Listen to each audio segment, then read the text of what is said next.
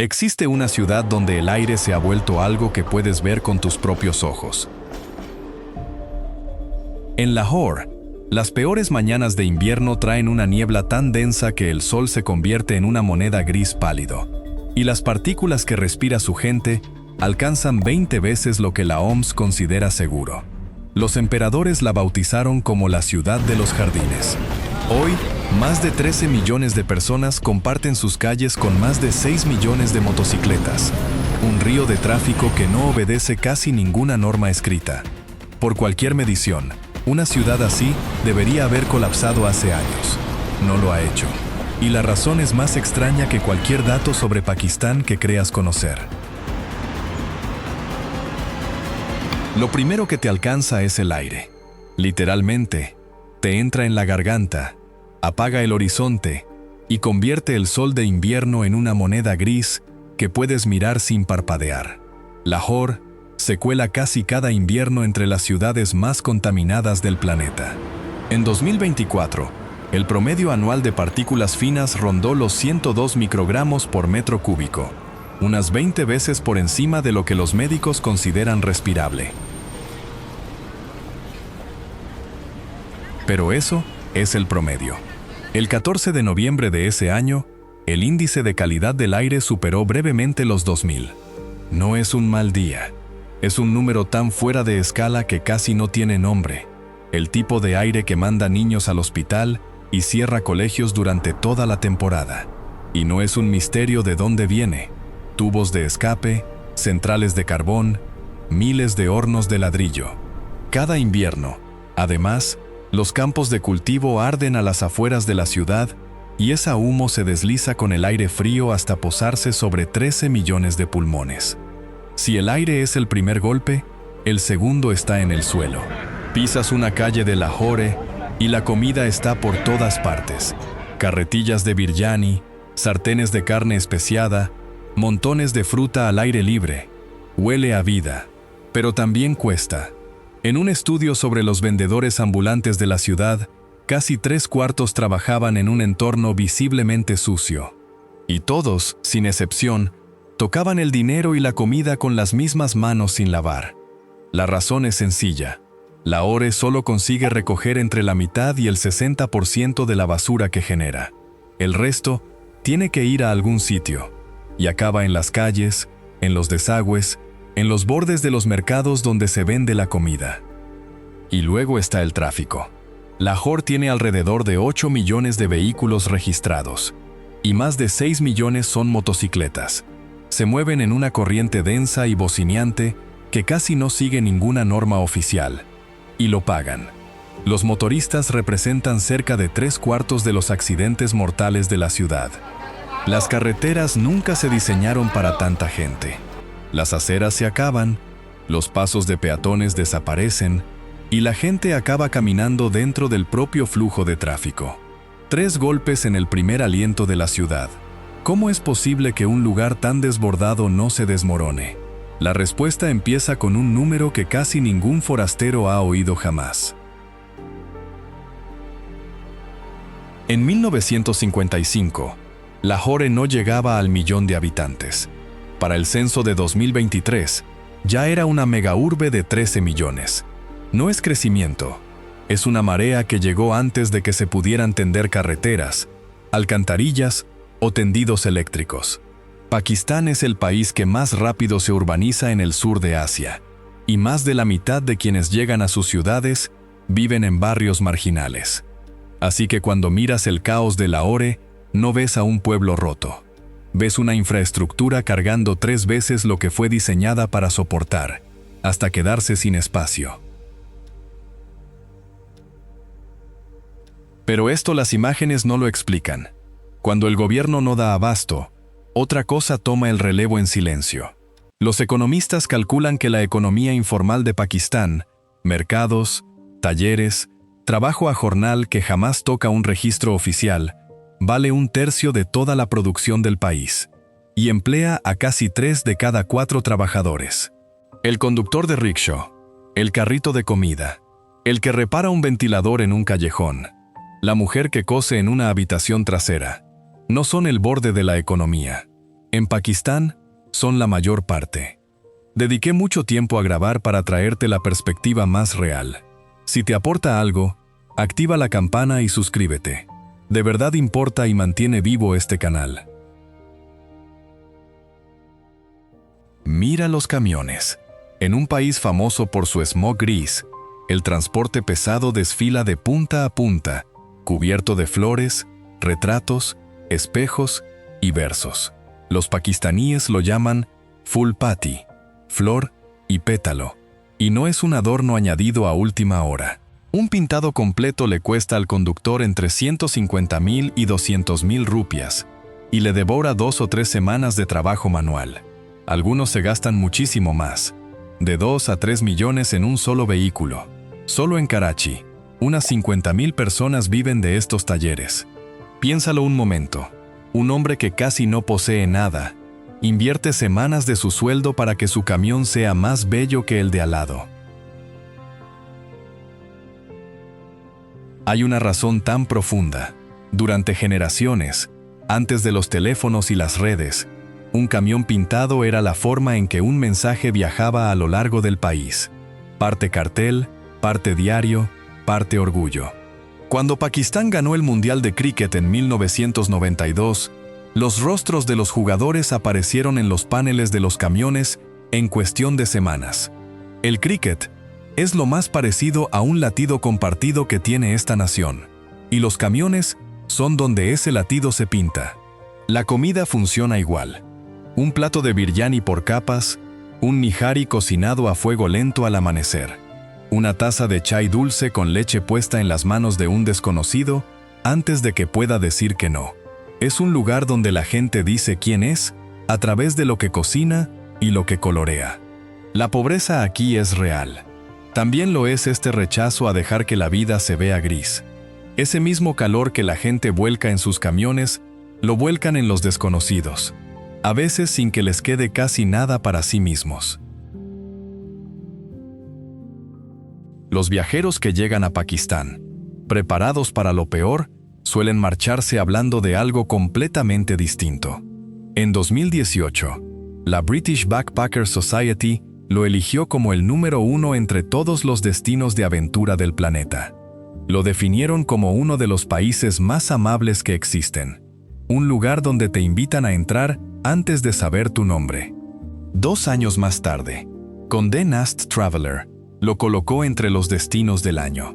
Y ahí está la clave. Esa no es la imagen que la mayoría del mundo tiene. Esa grieta entre lo que crees saber y lo que encuentras es exactamente de lo que va todo esto. Pero ¿qué ocurre de verdad cuando pisas el suelo? Una familia que apenas gana nada insistirá en pagarte la comida o el billete de autobús, y se ofenderá de verdad si intentas negarte. Aquí, un invitado no estorba. Es un honor, casi una bendición para la casa. La tradición de la hospitalidad corre tan honda que tiene nombre propio y reglas que nadie necesita escribir. Y la lógica va al revés de lo que esperarías.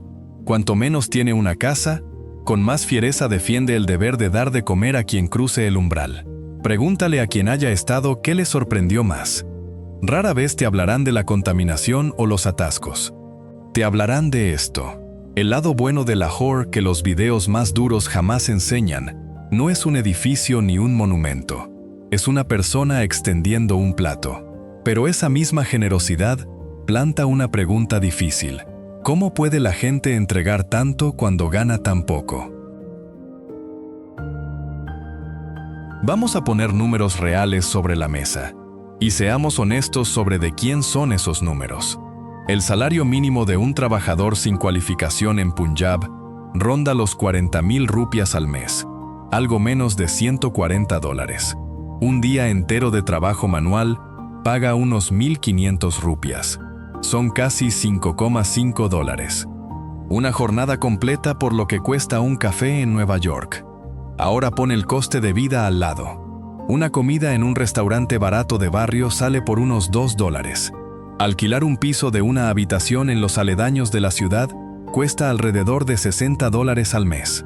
Para un bolsillo occidental, sobre el papel, suena irrisorio. El tipo de cifra que te hace soñar con mudarte a un lugar cálido y olvidarte del alquiler. Pero ahí está la trampa, y conviene llamarla por su nombre. Son precios locales medidos contra salarios locales, no chollos de turista. Cuando un mes entero de salario mínimo, esos $140, no te alcanza para una sola noche en un hotel de gama media en Londres, la palabra barato deja de significar fácil. Significa una familia estirando casi nada a lo largo de 30 días. Alquiler, comida, colegio, medicinas, todo, con una cantidad que un visitante gastaría en una sola velada. Y de algún modo, mes tras mes, logran que alcance. Esa es la paradoja real de este país, la que hay debajo de todas las demás. No es que sea pobre, es que la gente sobrevive dentro de números que no deberían ser vivibles, y aún así, encuentra algo que ofrecer. Así que te lanzo una pregunta sincera. ¿El caos de Pakistán es el fracaso de sus sistemas o la prueba viva de cuánto puede aguantar la gente y seguir siendo generosa? Dímelo en los comentarios, porque quienes cargan con el peso más grande en este sistema no pueden responder por sí mismos. Mira una calle de Lahore el tiempo suficiente y, cuando aprendes a buscarlos, empiezas a verlos. Un caballo encorvado bajo un carro cargado de ladrillos más alto que un coche. Un burro abriéndose paso entre las motos. La cabeza gacha contra el humo. Las pezuñas repicando sobre el asfalto ardiente. Tan tejidos están en el tráfico que la mayoría ha dejado de verlos. Pakistán es hogar de más de 6 millones de caballos, burros y mulas de carga. Para las familias más pobres no son ganado, son el motor. Cuando en una casa no hay camión, ni ahorros, ni línea de crédito, el animal es todo el negocio. Él mueve los ladrillos, lleva la mercancía al mercado y paga el alquiler al final de un mes duro. Y estos animales arrastran su carga junto a algo que casi ningún visitante levanta la vista para ver: una capa oculta de esplendor imperial. La misma ciudad que se ahoga en smog guarda uno de los grandes museos del Imperio Mogol. Lo curioso es que casi nadie que graba sus peores calles se molesta en girar la cámara hacia allí. En el borde de la ciudad amurallada se alza la Badshahi Mosque, mandada construir por el emperador Aurangzeb en la década de 1670. Durante siglos fue la mezquita imperial más grande jamás levantada. Su patio inmenso puede contener a decenas de miles de personas bajo cúpulas de arenisca roja y mármol blanco. Junto a ella se asienta el fuerte de Lahore, cuya base fue colocada bajo el emperador Akbar y cuyas cámaras interiores están recubiertas por un salón de 1000 diminutos espejos. Ambos, junto con los jardines Shalimar, una obra maestra de la simetría mogol terminada en 1642, llevan el sello de Patrimonio de la Humanidad por la UNESCO. Entra en la ciudad vieja amurallada, el Andrun Sher, y los estratos se acumulan como sedimento. Patios ocultos, portadas de azulejos que brillan en azul y oro. Un bazar que lleva comerciando en los mismos callejones estrechos desde hace 400 años, donde el olor del pan frito se eleva entre edificios más antiguos que la mayoría de las naciones. El famoso salón de espejos del fuerte, el Shish Mahal, se diseñó para que una sola llama de vela se multiplicara en 1000 puntos de luz por todo el techo. Teatro imperial, construido a mano, siglos antes de que existiera la electricidad. Esto es el argumento silencioso contra todo video que muestra solo la suciedad. La ciudad que el mundo llama polvorienta y rota es un registro vivo de uno de los imperios más ricos que han existido. Las dos cosas son verdad a la vez, de pie en la misma esquina. Y si la ciudad esconde su belleza, el norte del país esconde algo que el smog jamás podrá tocar. Viaja unos pocos cientos de kilómetros al norte de Lahore, y Pakistán se convierte en otro planeta. El valle de Hunza se encuentra donde 3 de las mayores cordilleras del mundo se cruzan: el Karakoram, el Himalaya y el Hindu Kush. Desde allí se divisa el K2, la segunda montaña más alta del planeta, con 8.611 metros. Solo el Karakoram concentra 4 montañas por encima de los 8.000 metros y alberga los glaciares más extensos que existen fuera de las regiones polares. Recuerda que es el mismo país. A pocos cientos de kilómetros de una ciudad donde respirar es un riesgo, el aire es tan limpio que parece otra sustancia. Aquí no se ve, se bebe.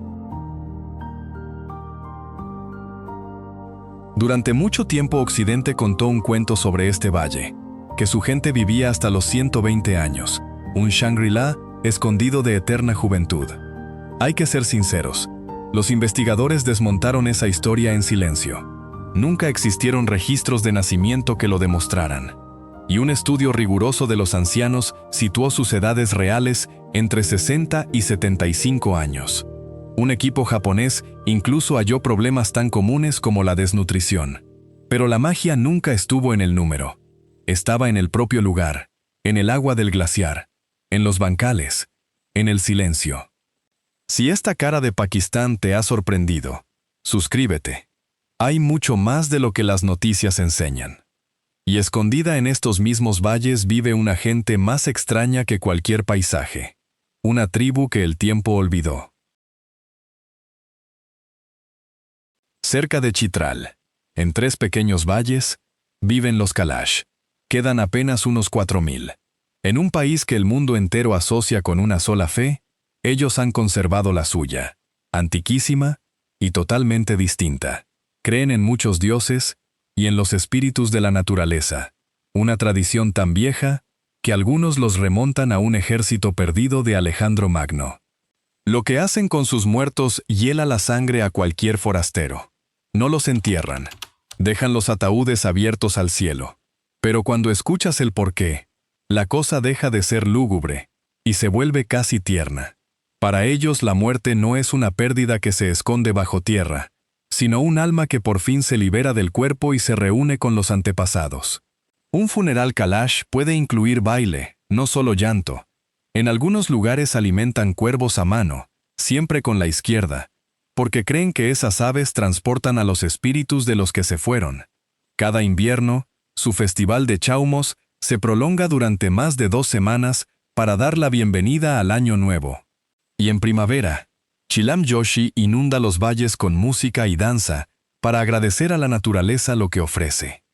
Es fácil etiquetar todo esto de exótico y pasar de largo, pero detente un momento. Aquí, dentro de un país que el mundo se empeña en ver como una sola cosa, ha sobrevivido intacta una civilización completamente distinta, durante miles de años. Con sus propios dioses, su propio calendario, su propia forma de vivir el duelo. Y ahora solo 4.000 personas la sostienen sobre sus hombros. Pakistán no es un bloque monolítico. Nunca lo fue. Y esta tierra de lo imposible guarda uno de sus trucos más extraños para el propio desierto. Arena que se congela. Sube al valle de Skardu, en el extremo norte, y te encuentras con Katpana, uno de los desiertos más altos del planeta. Sus dunas se alzan a más de 2.200 metros sobre el nivel del mar. Pero lo que te deja sin aliento no es la altura. Es lo que ocurre cuando llega el invierno. La arena no se tuesta bajo un sol desértico. Se congela. La nieve se posa sobre las dunas como una sábana blanca y fina. Y durante meses, puedes plantarte en un desierto y un glaciar al mismo tiempo. Arena bajo una bota, hielo bajo la otra. Las dunas se extienden hacia muros de roca cubiertos de nieve.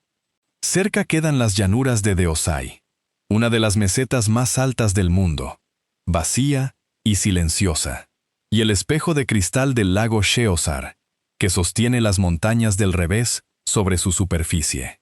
Si te preguntas por qué importa esto, la respuesta es toda la historia del país en un solo paisaje.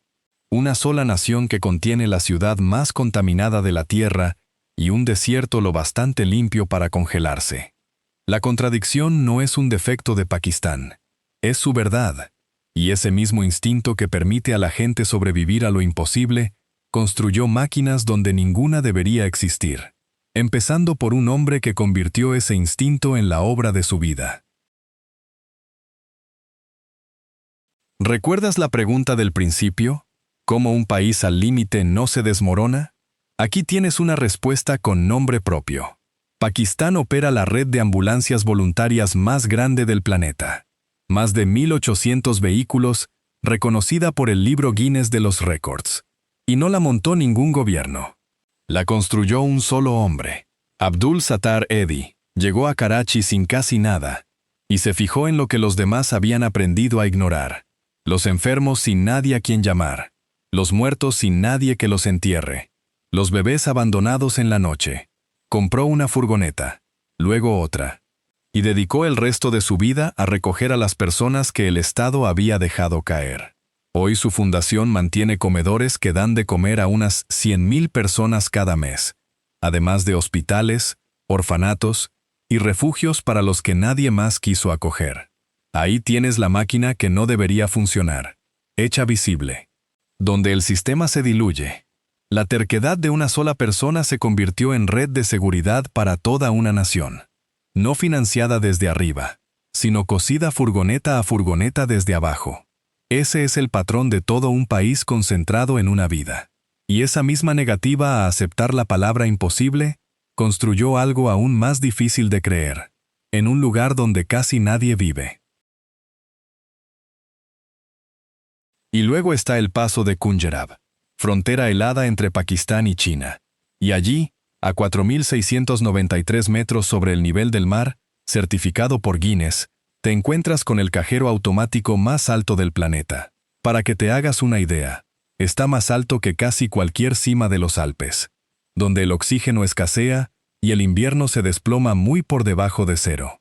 No hay red eléctrica a esa altitud, así que la máquina funciona solo con sol y viento. El Banco Nacional de Pakistán tardó unos 4 meses en construirla e instalarla. Piénsalo un segundo. Un cajero funcionando, zumbando en silencio en un paso de montaña, donde el aire es tan fino que cuesta respirar, y el pueblo más cercano queda a horas de distancia. Sobre la gran autopista del Karakorum, esa carretera que cose 2 países atravesando algunos de los terrenos más brutales del planeta. No debería estar ahí, pero está. Y en una meseta aún más alta que ese cajero, lo imposible se convierte en deporte. En Shandur, a unos 3.700 metros, se encuentra la pista de polo más alta del mundo. Cada julio, los equipos de Chitral y Gilgit-Baltistán se enfrentan allí en una versión del juego sin árbitros y casi sin reglas. Polo salvaje, veloz, libre, como se jugaba antes de que nadie lo domesticara. Los caballos galopan sobre una franja de hierba con los picos nevados, alzándose por todas partes, y el aire es tan fino que los espectadores que subieron el día anterior todavía están recuperando el aliento. Y lo hacen así desde 1936, sin que la tradición se haya roto ni una sola vez. Miles de personas recorren el camino hasta esa meseta solo para presenciarlo. En 2025, Chitral venció a Gilgit por 9-7 en la final. Piénsalo un momento. Un juego sin árbitro, sin reglamento, a una altitud que deja mareado incluso al visitante más atlético. Y aún así, se ha organizado fielmente, año tras año, durante casi 90 años. Hasta la fiereza aquí tiene forma. Ese es el hilo que recorre todo lo que has visto. 5 maravillas imposibles. Un país imposible. Entonces, ¿qué es lo que realmente lo sostiene todo? A esta altura, la respuesta ya debería estar tomando forma. Cuando un estado se ve desbordado por 13 millones de personas, por carreteras sin espacio, por un presupuesto que apenas da para mantener un hospital abierto, no se apaga. Algo por debajo sigue funcionando. 3 de cada 4 trabajadores y más de 1/3 de toda la economía viven completamente fuera de cualquier registro oficial. Las ambulancias las sostiene una organización privada. El mercado que alimenta la ciudad no está registrado en ningún sitio. El orden que ves nunca lo escribió nadie con autoridad. Puedes llamarlo corrupción, y muchos lo hacen. Un país que nunca construyó las instituciones que necesitaba. También puedes llamarlo resiliencia. Y muchos hacen eso también. Un pueblo que se construyó lo suyo, cuando nadie se lo construyó. Ambos señalan el mismo hecho desde lados opuestos. El caos de Lahore no es la ausencia de un sistema. Es un sistema.